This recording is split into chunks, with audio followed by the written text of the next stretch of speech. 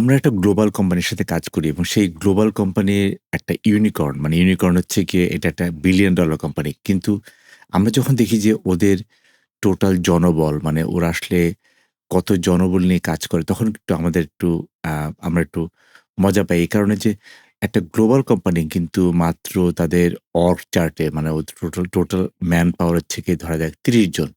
তো আমরা বলি যে এই যে একটা আ গ্লোবাল কোম্পানি ইউনিকর্ন তারা আসলে ৩০ জন মানুষ দিয়ে একটা আ কোম্পানি চালাচ্ছে। তো আমরা তো এটাকে ভাবতেই পারি। কারণ যখন আপনার মনে আছে কিনা যে WhatsApp কে যখন Facebook অ্যাকোয়ার করে $29 বিলিয়ন দিয়ে মানে $29 বিলিয়ন দিয়ে যখন Facebook WhatsApp কে অ্যাকোয়ার করে তখন তাদের আমার ধারণা 56 আ তাদের জনবল ছিল 56।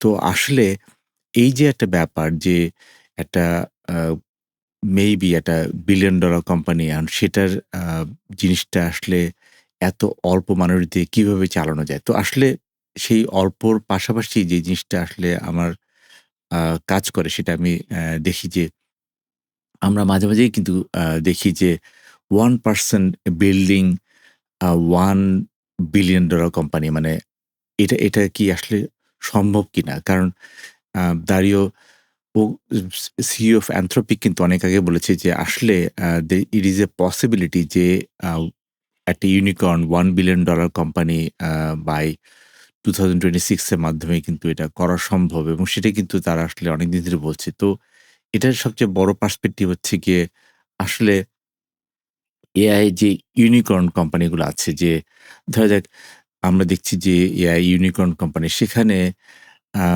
টপ 30 এআই ইউনিকর্ন যেখানে সবচেয়ে কম এমপ্লয়ি দিয়ে চালানো যায় কিনা সেটাও কিন্তু এখানে তারা বলেছে যে তার মানে হচ্ছে কি it is possible to run unicorns like billion dollar company আ আমরা যদি সেভাবে চিন্তা করি যে না একটা বিলিয়ন ডলার কোম্পানি আসলে এআই দিয়ে করা সম্ভব with less of a man power or less of resources. তো আসলে এটা নিয়ে যেহেতু আমরা কথা বলছি, কাজ করছি, তো আমি মনে করি যে আমাদের একটা আ ধারণা থাকা উচিত যে এখন আসলে এই বিলিয়ন ডলার কোম্পানিগুলো কিভাবে ওয়ার্কআউট করছে বা এই যে জিরো হিউম্যান কোম্পানি মানে আসলে কোনো মানুষ ছাড়াই একটা কোম্পানি মানে আমি নিজেই একটা কোম্পানি চালাচ্ছি এরকম একটা ব্যাপার যে 1% বিলিয়ন ডলার স্টার্টআপ সেটা আসলে কিভাবে চলছে। তো সেটার আসলে আমরা দেখছিলাম যে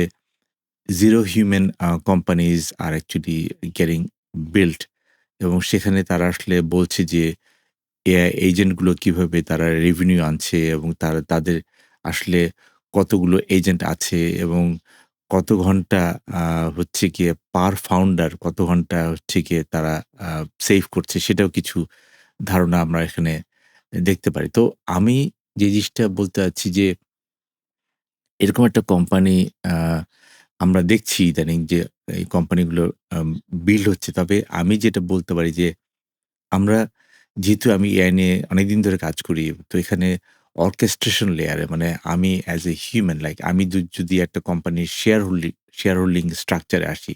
এখন আমার একজন সিইও, একজন সিএমও, একজন সিটিও, একজন ধরা যাক এইচআর ম্যানেজমেন্টের লোক। কেন সেগুলো এআই হতে পারবে না? মানে কেন একটা মানুষের পরিবর্তে আমরা এআই এজেন্ট দিয়ে কেন চালাতে পারব না? তো এটা একটা ইস্যু আমরা দেখছি ইদানিং। তো সেটারই কিছু আ আমরা ফলাফল দেখছি যেটাকে আমরা বলছি পেপার ক্লিপ। পেপার ক্লিপ হচ্ছে গিয়ে একটা কাইন্ড অফ লাইক আপনারা জানেন যে আমরা তো গত কয়েক মাস ধরেই কিন্তু ওপেন ক্ল ওপেন ক্লর পাশাপাশি মানে আমরা আসলে এটা আলাপ করছিলাম যে ওপেন ক্ল তারপর হচ্ছে ক্লড কোড। আপনারা জানেন যে ক্লড কোডের যে CLI যে ভার্শনটা সেটা আ একটা সোর্স আ ব্রিজ হয়েছে এবং সেটা নিয়ে কিন্তু পুরো পৃথিবী এটা নিয়ে এখন মারামারি করছে যে ওটার মধ্যে কি আছে। তো আ that doesn't mean that Claude তাদের যে valuation that stays the same because তাদের subscription is still one of the a greatest. So আমি যেটা মনে করি যে এই যে আমরা যে Claude কোড নিয়ে কথা বলছি, তো সেখানে কিন্তু এই পেপার ক্লিপ একটা অর্কেস্ট্রেশন, ওপেন সোর্স অর্কেস্ট্রেশন যেখানে জিরো হিউম্যান কোম্পানিজের ব্যাপারে ওরা বলছে যে আসলে আ কোনো মানুষ ছাড়াই একটা কোম্পানি চালানো যাবে। যেখানে দেখেন যে সিইও, সিএমও, সিটিও এবং তারা কিন্তু একেকটা কাজ ধরে তারা কিন্তু বলছে যে দিস ইজ দ্য সিটিওর জব এবং সিটিও এখানে কত টাকা খরচ হচ্ছে, সিএমওর কত টাকা খরচ হচ্ছে এবং সেখানে তাদের যে বাজেট, সেই বাজেট হিসেবে তাদের সবকিছু কিন্তু এখানে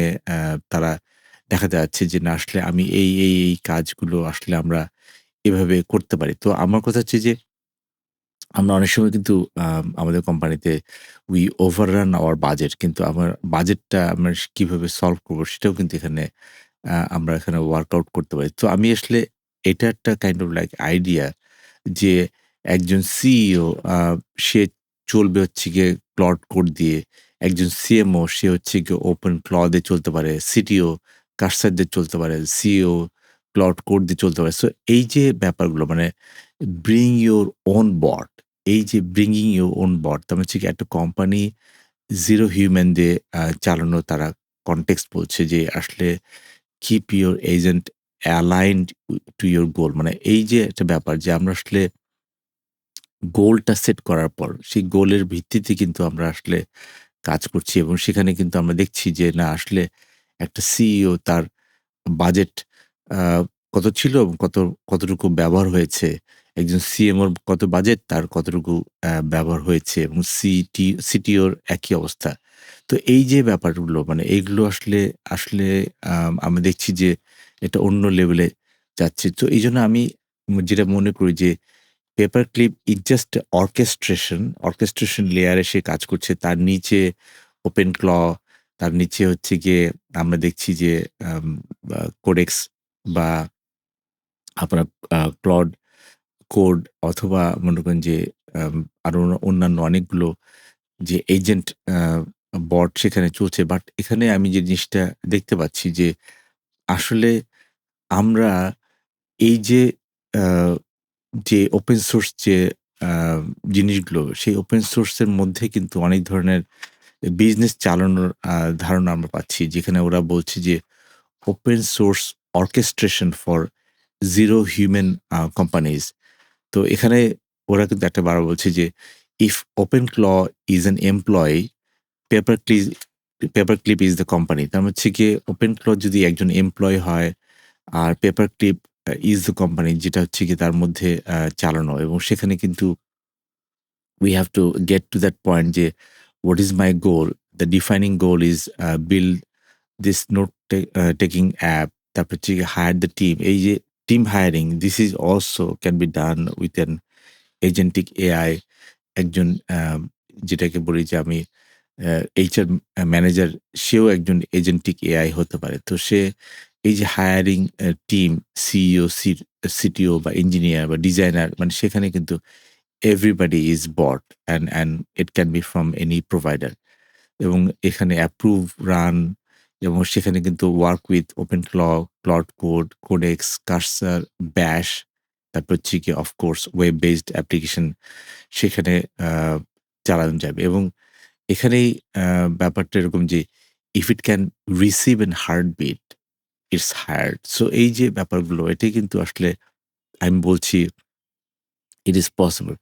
বাট আমি যে জিনিসটা সবসময় বলতে চাই যে আমি একদম এখনই জিরো হিউম্যান ব্যাপারটা নিয়ে আমি এখনই কথা বলছি না। But what I am trying to say is like maybe think of like as a company like আমার কোম্পানি ধরা যাক আমি যদি একটা কোম্পানি বা আমার কোম্পানি আমি জাস্ট ফিকটিশিয়াস একটা ফিগার বলছি নট মাই কোম্পানি।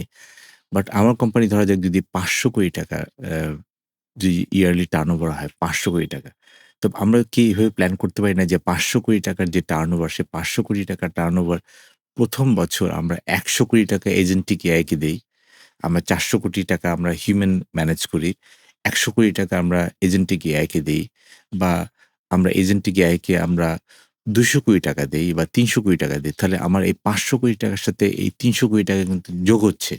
তার মানে হচ্ছে গিয়ে we are using agentic AI to actually do the scaling up because আমি কোম্পানি চালাতে গিয়ে একটা জিনিস বুঝতে পেরেছি যে আসলে if you really want to scale up, you need automation and you need agentic AI because without automation, without agentic AI, scaling up is very difficult, especially in service company. You need automation. You need to actually get the AI kind of like agent to run your company. তো এই জন্য আমি মনে করি যে আমাদের automation, আমাদের এই ধরনের অর্কেস্ট্রেশন লেয়ার আমাদের ব্যবহার করা উচিত। যে এই অর্কেস্ট্রেশন লেয়ার আমাদেরকে একটা লেভেলে আনতে পারবে যে না আমি আসলে আ আমার ৳৫০০,০০,০০,০০০ টার্নওভার, আমি ৳৫০০,০০,০০,০০০ সাথে আরো ৳৩০০,০০,০০,০০০ যোগ করব, যেখানে এআই আ এজেন্ট বা এআই কে আমরা হায়ার করছি। এআই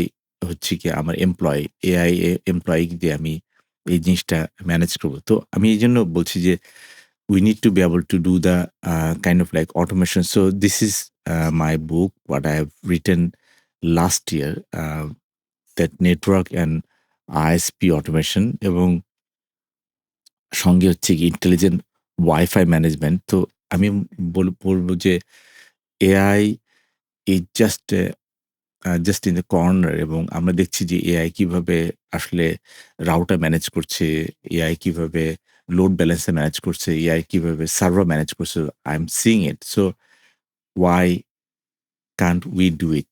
সো আমি মনে করি যে AI, automation and also agentic AI and also doing this kind of thing is the future, and সেই ফিউচারটা আমাদেরকে জানতে হবে।